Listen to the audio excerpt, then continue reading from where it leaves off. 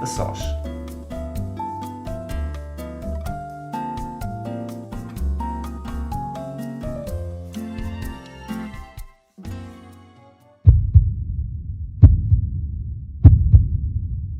Olá a todos, sejam bem-vindos a mais um episódio do podcast Momento a Sós. Já sabem que a ideia é termos aqui uma conversa pessoal, intimista, sobre um tema ligado à maternidade ou à paternidade, com um convidado que, devo dizer, hoje o convidado para mim é muito especial. Até há bocadinho estávamos a confidenciar que foi um pequeno trunfo que eu usei, já vos vou contar a história. Tenho o prazer de ter comigo uma voz muito conhecida da rádio portuguesa, uma figura conhecida da televisão portuguesa, um autor de diversos livros, uma pessoa fantástica, um médico psiquiatra brilhante e que foi meu professor, e foi este o trunfo, digamos assim, que eu usei para convencer o professor Júlio Machado Vaz a estar aqui presente. Já lhe agradeci, mas vou agradecer outra vez. Muito obrigado pela sua participação. É um prazer redobrado, não só pelo seu trabalho, mas pelo facto de ter sido meu professor e eu ficar fascinado pela sua forma de comunicar. Muito obrigado. Pensei que ia dizer redobrado, porque já me aldrabou 2 vezes. Não. Não é bem aldrabar, é mais ou menos. Mas é um convite sincero, por isso é que eu repeti, uma pessoa só repete aquilo que gosta, não é? Portanto, acho que é um bocadinho assim. E os meus alunos são gente muito especial. Muito obrigado, professor. Então, hoje vamos conversar sobre um tema à sua escolha. Gostava que partilhasse então qual é este tema, enquanto pai, alerta, dificuldades, história que queira contar. O que é que tem para partilhar connosco? Bem, se calhar eu posso funcionar como aviso para as novas gerações, não é? Porque, tendo eu 71 anos, eu fui um pai muito estereotipado à moda antiga, ou seja, com muito pouca participação naquilo que é o metabolismo basal de um casal que tem, como diria o Sr. Lapalice, primeiro o primeiro filho e depois o segundo. Não é? Exatamente. E, portanto, foi a minha ex-mulher que teve claramente a parte de leão do trabalho. Não é? A mim, acho que nunca falámos disso, mas cabia mais a questão de os adormecer. As minhas recordações quanto a isso são divertidas porque eu sou famoso por ter o ouvido mais duro da cidade. A única pessoa que me podia levar a palma era meu pai, que também tinha um ouvido completamente granítico. E, portanto... Mas a sua mãe era cantora, não era? A mãe é cantora e ambos os meus filhos têm muito bom ouvido. Boa. Pronto. E, portanto, para mim foi sempre um mistério, porque eu cantava canções dos Beatles para os adormecer, e foi sempre um mistério como é que não houve perturbações psiquiátricas, como é que eles adormeciam. Não? Pronto. Sim, e pode dizer isso com razão de causa, não é? Ainda por cima, sendo psiquiatra, percebe perfeitamente que não há exames. Perfeitamente. Depois, relativamente cedo, passámos para as histórias. E isso foi divertido, porque mostra como as crianças não têm dificuldades que nós, que estamos muito espartilhados pela razão, temos. Porque os meus filhos, vão lá saber-se porquê, na minha opinião, por competição pura e dura, qualquer um deles, quando eu dizia era uma vez, no início clássico, sim, claro. Eles discutiam que dia da semana é que se escolhia para a história. Pronto. Que engraçado. E nunca estavam de acordo. Isso é um clássico entre irmãos, não é? Claro. E houve uma vez que eu adotei uma solução que tive pouca esperança que fosse eficaz e que, para um psiquiatra, como você diz, é até preocupante. Mas lembro que uma vez eu estava pelos cabelos da discussão e disse, pronto, então eu vou contar a história de outra maneira. E disse, era uma vez o Pato Donald, porque nessa altura ainda era muito o Pato Donald, o Mickey, etc. Era uma vez o Pato Donald e era segunda e quinta-feira. E para meu espanto, a solução funcionou perfeitamente. Para eles era completamente pacífico que fossem 2 dias ao mesmo tempo. O que eles não queriam era dar o braço a torcer. E, portanto, a partir daí, as minhas histórias passavam sem dias encavalitados. Isso é espetacular, isso é super engraçado. E, portanto, pois as histórias eram sistematicamente essas, do Pateta, do Pato Donald. Contava histórias ou inventava as histórias? Inventava. Que Perfeito, remédio, que perfeito. remédio. Muitos anos depois, os três à gargalhada, porque os meus filhos confessaram que a minha imaginação deixava um bocado a desejar. E, portanto, havia enredos que se repetiam, coisas que não eram credíveis e tal. Mas, enfim, estávamos à noite, eles já um pouco mais para lá do que para cá. E, de vez em quando, o que acontecia é que eu fazia isto entre as duas canitas deles. E então, de vez em quando, o que acontecia é que eu era o primeiro a adormecer. Eles é que adormeciam assim, é isso? Pronto. Claro, E aconteceu. Quantas vezes? claro. Aconteceu eu ficar a noite inteira, não é? Portanto, cada um deles dormia na sua camita e o pai dormia no meio, pronto, final. Exatamente. Acha que eles ficaram mais criativos como consequência dessa sua criatividade regular com eles? Eu estou a perguntar isto porquê? Porque hoje em dia discute-se muito mais do que se discutia há uns anos atrás. A importância da leitura, de ler histórias, muitas vezes de incentivar as crianças a inventar as histórias, que eu acho que essa sua imaginação e criatividade, por mais lacunas que tenha tido, ensinou aos seus filhos que era possível criar histórias do nada. E isto é importante, Sim, é interessante. e Hoje em dia isto perde-se um bocadinho, as pessoas têm sempre as muletas dos livros, que por muito bons que sejam, acaba por não ser exatamente o mesmo, não é? Sim. Eu lembro uma vez, que se calhar foi sua professora também, lembro-me uma vez a minha colega, a professora Manuela Fleming, dizer num programa de televisão, em relação às brincadeiras, que se estava a perder a capacidade nas crianças de se entreterem com poucas coisas. Sob certos aspectos, até fabricarem os seus próprios brinquedos, não é? Claro. Com objetos esparsos, etc., não é? E isso é verdade. Não sei, você provavelmente sabe isso bem melhor que eu. Nós vivemos, por exemplo, numa sociedade, uma coisa que me faz muita impressão, hoje em dia é mais raro, porque eu assistia a isso quando havia gente ainda muito jovem na família, e agora ainda estamos, se é que eu vou chegar lá, não é muito provável, ainda estamos à espera da próxima geração. Sim. Mas já me fazia impressão o ar às vezes atarantado das crianças perante a chuva de presentes. Sim. Fazia muita impressão que às vezes a criança não chegava a brincar com um presente porque estava ocupada já a desembrulhar o seguinte.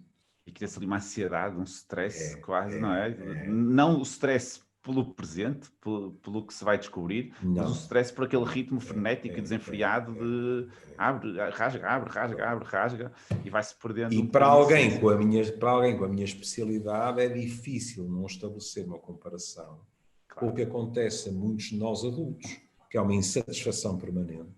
Claro. E a noção de que há sempre qualquer coisa que podemos comprar e com essa pessoa é que vamos ficar satisfeitos.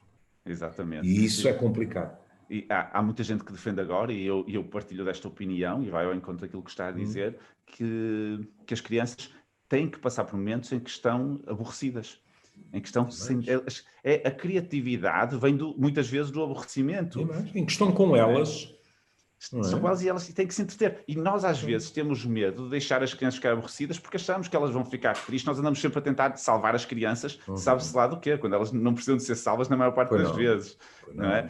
E, portanto, essa questão da criatividade, de fomentar este espírito de inventivo que todos nós classicamente associamos às crianças, todos nós dizemos que as crianças são criativas, mas depois não lhes damos essa margem de manobra. Nem lhes damos essa margem de manobra que os deixamos ter estes momentos para eles criarem, e às vezes nós próprios também não damos muito esse exemplo, porque somos todos demasiado regrados, demasiado formatados. Por isso é que eu lhe estava a perguntar. E demasiado acelerados. Também. Sim, isso sem dúvida. Sem dúvida. Mas em relação, digamos assim, às crianças, sob certos aspectos isso é triste, porque eles têm imaginários tão ricos. Claro. Que a maneira como às vezes isso você disse uma coisa importante, dizer que por exemplo, as crianças têm que se habituar a preencher o seu ócio. Exatamente. Pronto. Ora bem, o que é que nós verificamos neste momento? E estou a falar de crianças, é verdade, mas não só de crianças, de adolescentes. Sim. Na nossa ansiedade de fazer o melhor por eles, na nossa, muitas vezes, superproteção, etc. Se você reparar, nós temos crianças e adolescentes que praticamente não têm tempos que verdadeiramente se possam apelidar de livres. É verdade. Eu faço esse exercício na minha consulta de adolescentes. Eu tenho uma consulta de adolescentes e pergunto, o que é que fazes nos tempos livres? E ele diz-me, estudo. Eu disse, não, isso não são tempos livres. O que é que tu fazes nos teus tempos livres? Porque, por exemplo, muitas das atividades que eles têm extra-curriculares não são verdadeiramente tempos livres. Aliás, nem para eles, nem para os pais. Claro. Eu recebo montes de gente no consultório que me diz, eu às vezes estou mais cansado ao fim de semana do que à semana, porque tenho 3 ou 4 filhos e ando a servir de chofer De táxi, entre sim. o hóquei em patins de um, o balé do outro, isto, aquilo e tal e tal. Música, os ingleses, escuteiros, tudo. E às vezes eu ouço, mais adolescentes, crianças não, Sim. mas ouço adolescentes que, quando decidem que podem confiar em mim, me dizem com uma enorme lhaneza, eu preferia não ir a isto e não ir àquilo e tal e tal. Sim. Gostava de estar livre ao sábado de manhã, dormir até mais tarde, mas não. Há qualquer coisa, se não for isso, é uma lição de piano. Há uma sensação, digamos assim, de que as crianças têm que estar sempre a aprender novas coisas, etc. Não é? Isso não é bom. Pois não, na verdade, elas aprendem tanto ou mais estando sem fazer nada, inventando, estando com os pais e eles próprios até ditando um pouco as regras daqueles momentos. Aprendendo a conversar. Exatamente, muito importante conversar, muito importante conversar bem, e já agora também gostava de só reforçar esta ideia, falar bem com as crianças, pedir que elas se expliquem bem, não entender tudo logo muito à primeira, se as frases que eles dizem não estão bem construídas, porque depois quando chegam à idade escolar temos muitas dificuldades na organização de ideias, muitas dificuldades. Portanto, este treino que acaba por ser ensiná-las a conversar, a partilhar temas, a partilhar interesses, acaba por ser muito mais proveitoso, se calhar, de qualquer lição estruturada. Sim. E muito monótona. Eu lembro de ficar triste e preocupado quando os meus netos têm neste momento já 19 e 17. E na primavera terão 20 e 18, portanto são 2 marmanjos. Sim, já são adultos, sim. Mas fiquei muito triste quando há 4 ou 5 anos atrás, eles com uma franqueza extraordinária, ouviram-me falar e disseram, avô Júlio, isso que tu disseste agora, o que é? Eu disse, isso o quê? Essa palavra, e a palavra era tertúlia. Eles não faziam a mínima ideia do que era uma tertúlia. Sim. E quando eu expliquei, eles ficaram um bocado espantados, porque disseram, mas então, vocês só conversam. Eu disse, exatamente. Só conversam é muito bom. Só conversam é muito Ficaram bom. admirados. E isso é extremamente importante. Claro. Sim. Perdeu-se, sabe? Vamos ser honestos. Antes de mais nada, perdeu-se entre os adultos. Sim, claro. Lá está, esse é o principal ponto, é que nós temos que ser o exemplo. Por modulação. É isso, temos que ser o exemplo, aquilo que queremos que os nossos filhos sejam, que os nossos netos sejam, e portanto, acho que sim, acho que se nós dermos esse exemplo, eles vão sentir prazer em muitas das coisas que nos dão prazer a nós também. Eles não têm que ser a nossa cópia, como é lógico, o trajeto deles. Para isso passa a publicidade, temos a Xerox, não é? Exatamente. Não é isso, exatamente. Não é? Mas você sabe. Mas os valores, a hierarquia e as experiências, eles convém passarem por elas até para eles próprios depois discernirem e perceberem o que é que gostam mais. E quanto aos valores, eles são pequenos, não são burros.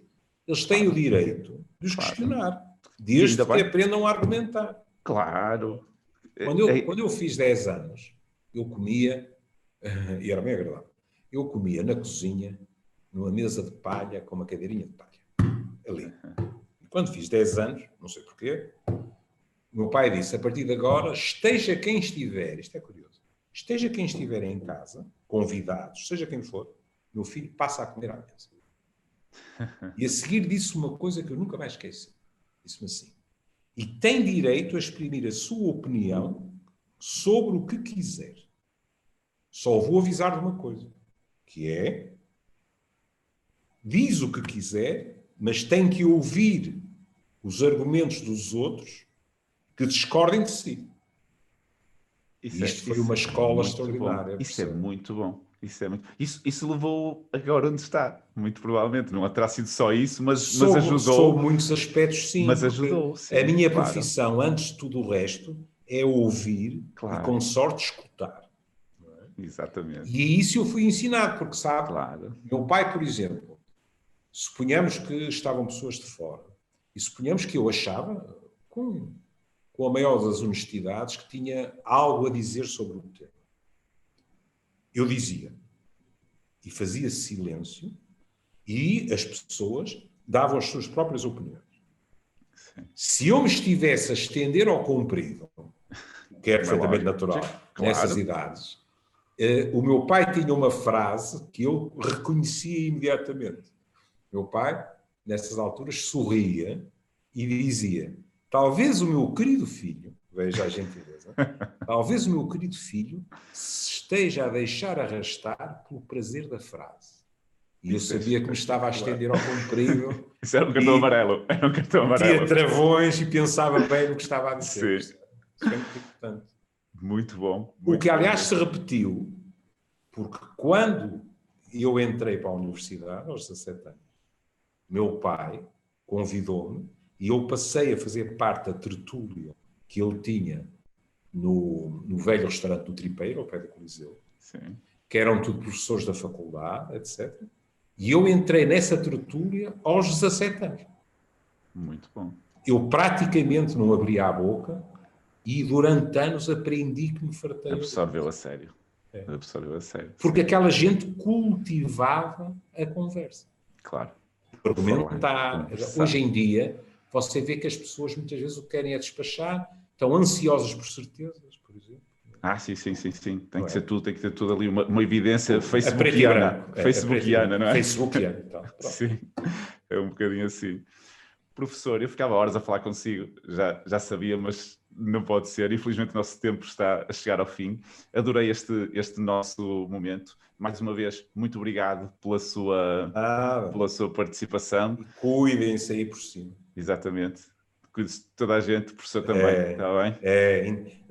Eu peço desculpa, estamos em época natalícia, desejo o melhor Natal possível a todos, mas ambos somos médicos. Claro.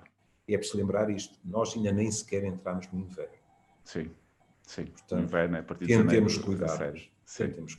É isso mesmo. Um abraço para si. Um abraço, muito obrigado. E quanto a si que nos está a ouvir em casa, para a semana, junte-se a nós para mais um Momento a Sós. Muito obrigado, professor. Foi um prazer enorme. Até à próxima. Obrigado a todos. Um abraço.